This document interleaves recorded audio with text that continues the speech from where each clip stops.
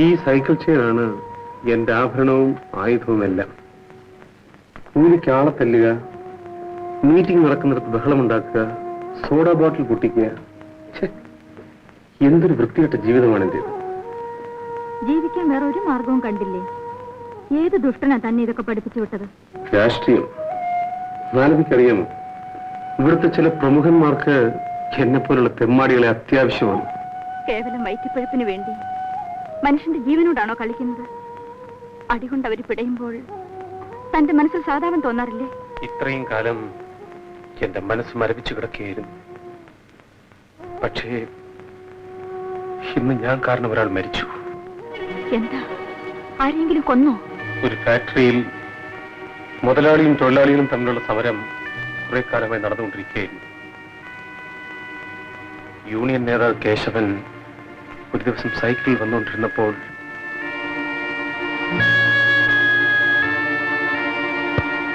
ഇപ്പോൾ സങ്കടപ്പെട്ടിട്ട് എന്താ കാര്യം? ചെയ്യുന്നത് നേരത്തെ തന്നെ തെറ്റാണെന്ന് അറിയാമായിരുന്നെങ്കിൽ എത്രയോ പേരുടെ കൈയും കാലും ജീവനും ഒക്കെ രക്ഷപ്പെടുമായിരുന്നു. ഇനിയെങ്കിലും ഇതൊക്കെ ഒന്ന് നിർത്തോ. എന്തെങ്കിലും കഴിച്ചോ? ഇവിടെ കഴിക്കുന്നോ?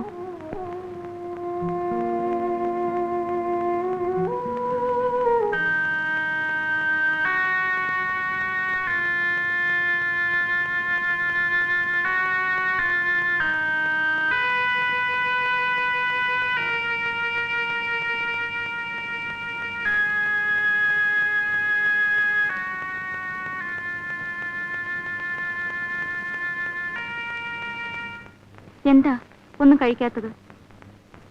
ഈ ചോറിന് വേണ്ടി നീ എന്തെല്ലാം അനുഭവിക്കേണ്ടിയിരിക്കുന്നു എന്നാലോചിച്ചു. ഇതെല്ലാം ഇപ്പോൾ ആലോചിക്കേണ്ട വല്ല കാര്യമുണ്ടോ? കഴിക്കൂ. അമീഷ കണ്ടില്ലേ? 1 കിലോ ചോറും വേണ്ട, ഒരു കുന്തം വേണം. ഇല്ല, 1/2 കിലോ.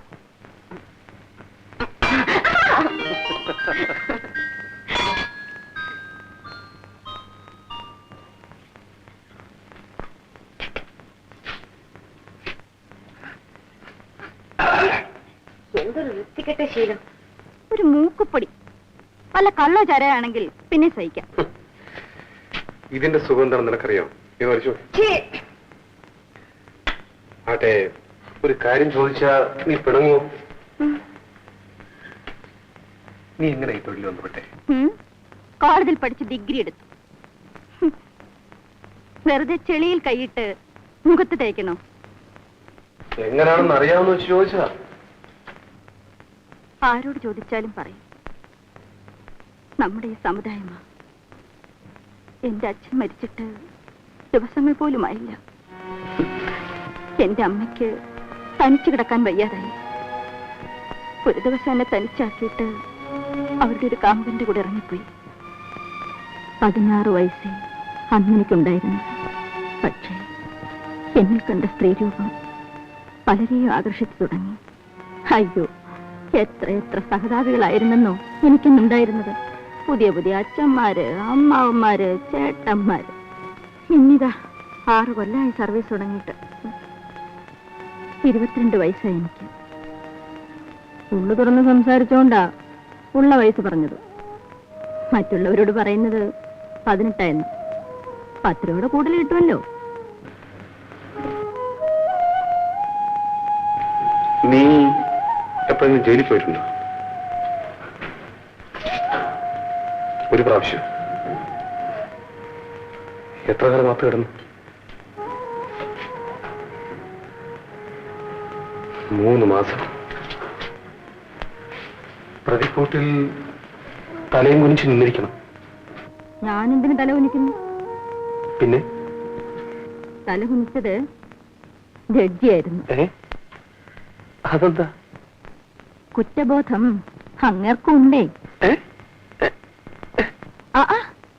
വയറ്റിപ്പഴുപ്പിന് വേണ്ടി തൊഴിൽ ചെയ്തവളെ ശിക്ഷിക്കേണ്ടി വന്നല്ലോ എന്നോർത്ത് തന്നെ.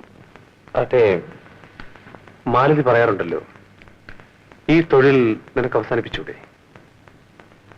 എന്നിട്ട് ജീവിതമാർഗം? ഞാനുണ്ട്. മനുഷ്യരുടെ കൈയും കാലും വെട്ടി ജീവിക്കാമെന്നു.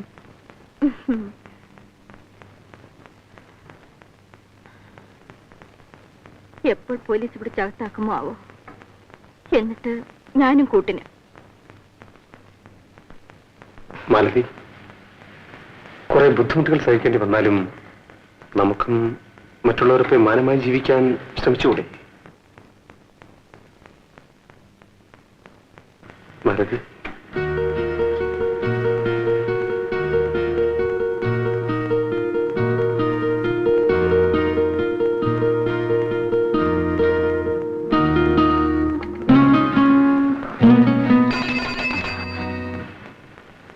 മാലതി, ശരി ശരി, പൊയ്ക്കോ. എന്താ മാലതി? ദയവ് ചെയ്തൊന്ന് പോകൂ. എന്റെ പഴുപ്പ് മുട്ടിക്കാതെ, എന്റെ മനസ്സിനായിട്ട് കുഴയ്ക്കാതെ പോകാനാ പറഞ്ഞത്.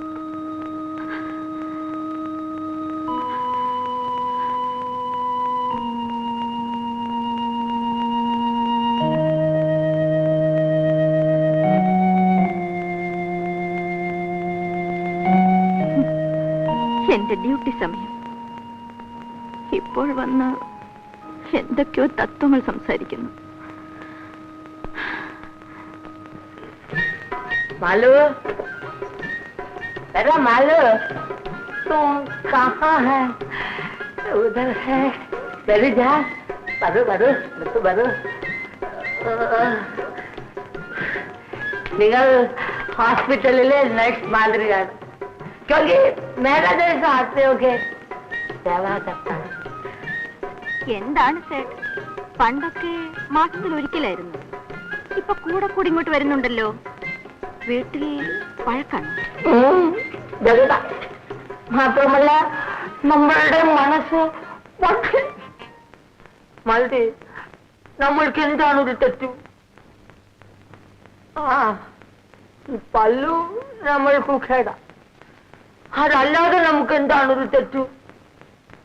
എന്നിട്ടും നമ്മളുടെ ബീവി വേറെ ആൾക്കൂടെ ദോസ്തി കാണിക്കും. നമ്മളുടെ കയ്യിലെ പൈസ കൊണ്ട് ബീവി കൂടെ കാറിലെ ആരാംസെ പോകാം. ഇപ്പോ ഒറ്റയ്ക്ക് ആട്ടോയിൽ പോകുന്നു.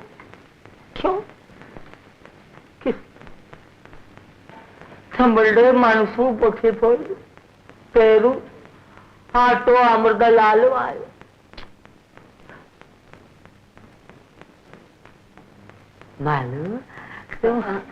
സേട്ട്, ഞാനിപ്പോ വരാം. मालू, तू जल्दी आओ ना.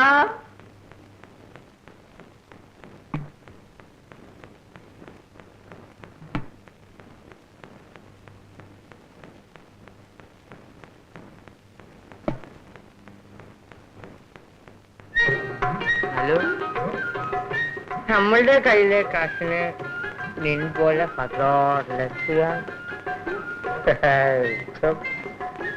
ഏകപത്നിപ്പെട്ട മതിയാ. അതുപോലെ ഏകവേശ്യാവുള്ള ഞാൻ. മാലു, മാലു, നീ നമ്മളുടെ ഭാര്യയേക്കാൾ നല്ലതാണ്. ക്യോങ്കി നമ്മളുടെ മാർമേലെ കിടന്നു നീ നമ്മളെ ഓർക്കും. ലേക്കിൻ നമ്മളുടെ ഭാര്യ നമ്മളുടെ മാർമേലെ കിടന്നു വേറെ ആളെ ഓർക്കും.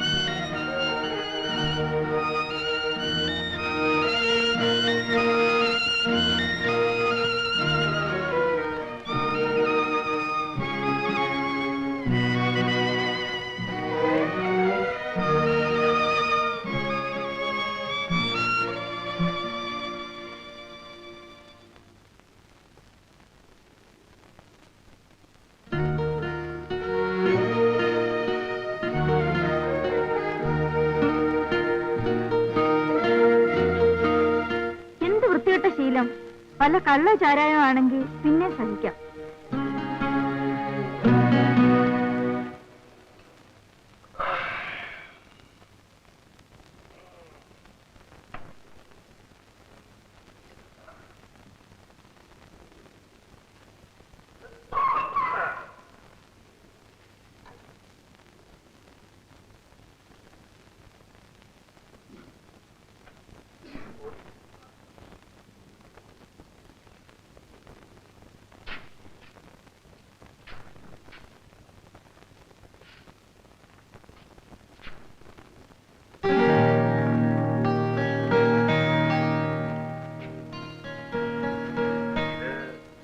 പോകാൻ മാത്രം വന്നതാണോ? അതെ.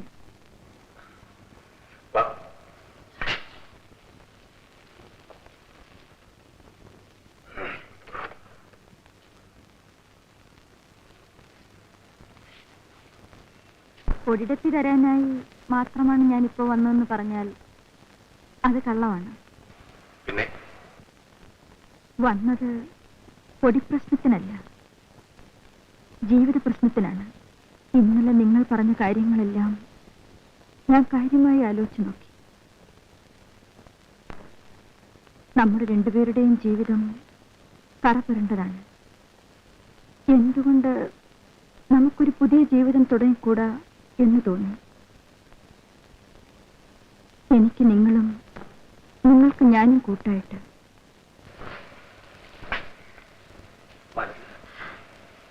പക്ഷേ ഒന്നുകൂടി ശരിക്കാലോചിച്ച് തീരുമാനിക്കേണ്ടത് നിങ്ങളാണ്. മീൻ കച്ചവടക്കാരുടെ മടിയിലുള്ള രൂപനോട്ട് കണ്ടിട്ടുണ്ടോ? അഴുക്കം പിടിച്ച് അരികെല്ലാം മടങ്ങി മടക്കെല്ലാം കീറി നാറ്റവുമായി. അതുപോലത്തോളാണ് ഞാൻ. നല്ലതുപോലെ ആലോചിച്ച് നോക്ക്. നോട്ട് അഴുക്കാണെങ്കിലും അല്പം കീറിയതാണെങ്കിലും അതിന്റെ വില കുറയുന്നില്ല. ആട്ടെ, നിനക്ക് എവിടുന്ന പെട്ടെന്ന് ഈ ഭൂതോദയം ഉണ്ടായത്? ബോധ്യമരത്തിന്റെ അടിയിലിരുന്നപ്പോഴല്ല, മറ്റൊരുത്തന്റെ മാറി ചാരിക്കിടന്ന